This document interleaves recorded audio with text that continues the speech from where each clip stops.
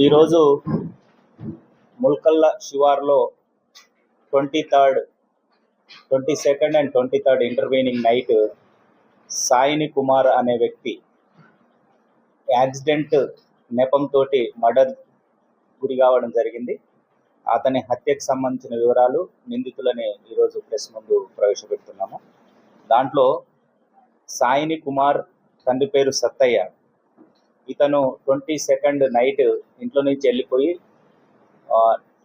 రాత్రి 1 o'clock ప్రాంతంలో 23rd అతను రోడ్డు మీద బైక్ మీద యాక్సిడెంట్ అయ్యి పడిపోయి ఉన్నాడని వాళ్ళ కుటుంబ సభ్యులకు అండ్ పోలీసుకు సమాచారం వచ్చింది.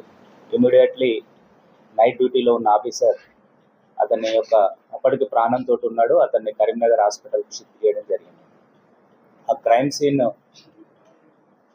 పరిశీలించి inspector Ravinder and SI Kiran Kumar చూసిన తర్వాత ఆ కేసు పట్ల కొద్ది అనుమానాస్పదం ఉండే. దాంతోపాటు అదే సమయంలో ఉదయం 23rd మార్నింగ్ అతను కరీంనగర్ హాస్పిటల్లో అండర్ గోయింగ్ ట్రీట్మెంట్లో చనిపోవడం అని మాకు సమాచారం రావడం జరిగింది.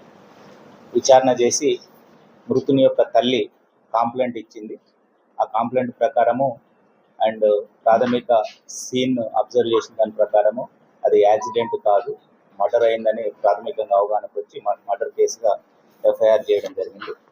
దానిలో భాగంగా ఏసీపీ మంచిర్యాల ప్రకాష్ ఆధ్వర్యంలో దాదాపు 4 టీమ్స్, ఒక CCTV cameras checking teams and technical evidences teams, human intelligence మృతుని విలేజ్లో ఉన్న విషయాల గురించి అండ్ డాక్యుమెంటేషన్ టీమ్స్ 4 టీమ్స్ ఏర్పాటు చేసి ఈరోజు ఈ కేసుని డిటెక్ట్ చేయడం జరిగింది. ఈ డీటెయిల్స్ ఏంటంటే మృతుడు సాయిని కుమార్, తండ్రి పేరు సత్తయ్య. ఇతను గుడిపేట R&R కాలనీలో ఉంటారు. ఇతనికి భార్య, 2 పిల్లలు ఉన్నారు. ఇతని భార్య పేరు A3 సాయిని భారతి. ఈమెకు ఇతని భార్యకు ప్లస్ A4 లక్ష్యటి సురేందర్, తండ్రి పేరు రామకృష్ణయ్య. ఇతను కూడా R&R కాలనీ. మృతుని యొక్క భార్యకు A4కు అక్రమ సంబంధం ఉంది. వాళ్ళు కంటిన్యూషన్ ఫోన్ మాట్లాడుకోవడం, ఈ విషయం తెలిసి మృతుడు భార్యని మందలించడము, కొట్టడము జరుగుతుంది.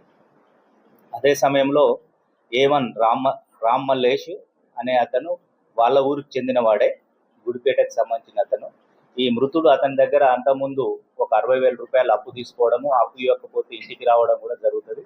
ఆ సందర్భంలోనే ఈ A3 A4 మృతుడు యొక్క భార్య అండ్ మృతుడు భార్యకు అక్రమ సంబంధం ఉన్న వ్యక్తి వీరు ఒక ప్లాన్ చేసుకొని ఇతను ఇట్లనే నన్ను కొడుతున్నాడు, ఇబ్బంది పెడుతున్నాడు, అతన్ని ఎలిమినేట్ చేయడం కోసము ఎవరు సరైన వ్యక్తి ఉన్నారనే క్రమంలో A1 ఇంటికి రావడము, డబ్బుల కోసం అడుగుతుంటే ఈ A3 మృతుడు భార్య మా ఆయనని చంపితే నీకు డబ్బులు ఇస్తా అని ఆమె చెప్పడం జరుగుతుంది. ఆ ప్లానింగ్లో భాగంగానే ఈ A1 Mallesh and A2 Sriram Kumar, ఇతను కూడా మేస్త్రి, వీళ్ళిద్దరు మేస్త్రి పని చేస్తారు. మనకు ఒకతన్ని చంపితే డబ్బులు ఇస్తా అన్నారు అని చెప్పి వీళ్ళిద్దరూ మాట్లాడుకుంటారు. ఈ క్రమంలోనే చంపడంతో పాటు 10 లక్షలు ఇస్తా అని, సుపారీకి ఇస్తా అని భార్య చెప్తుంది. దాంట్లో 2 లక్షలు ఇచ్చిండ్రు. బ్యాంకులో గోల్డ్ కుదబెట్టి తీసుకొచ్చి వీళ్ళకి డబ్బులు ఇచ్చారు. ఇంకా వీళ్ళకు 10 lakhs ఇస్తామని చెప్పడం జరిగింది. ఎట్లా అని అంటే LIC అతన్ని చంపి రోడ్ యాక్సిడెంట్గా చిత్రీకరిస్తే డబ్బులు crores of rupees వస్తాయి, మేము అవి చేసినాము, అందులో కూడా మీకు వాటా ఇస్తామని A1కు A2కు చెప్పడం జరిగింది. దానిలో భాగంగానే 2025 జనవరి నుంచి, లాస్ట్ ఇయర్ నుంచి వీళ్ళు ప్లానింగ్లో ఉన్నారు. అప్పటి నుంచి ఇవి LIC గుర్తుల మీద చేయించిన ఫామ్స్ దాదాపు ఈమె వివిధ మార్గాల ద్వారా LIC కట్టడానికి కానివ్వండి, ఇవన్నిటితోటి దాదాపు 1.5 crore వరకు నార్మల్ డెత్ వస్తుంది. యాక్సిడెంటల్ డెత్ అయితే 3 crores వరకు ఇన్సూరెన్స్ వచ్చే అవకాశం ఉండేటట్లు చేసినారు. అన్నిటికీ రైడర్ బెనిఫిట్ కోసము చేసినారు. ఈమె ఊళ్ళో కానీ సరౌండింగ్స్లో అండ్ లోన్ యాప్లలో కూడా దాదాపు 15 లక్షల వరకు అప్పులు చేసినది. ఆ అప్పులు చేసి ఇటు డబ్బులు ఇవ్వడము ప్లస్ ఈ ఇన్సూరెన్స్లు కట్టడం ఇవన్నీ చేసినది.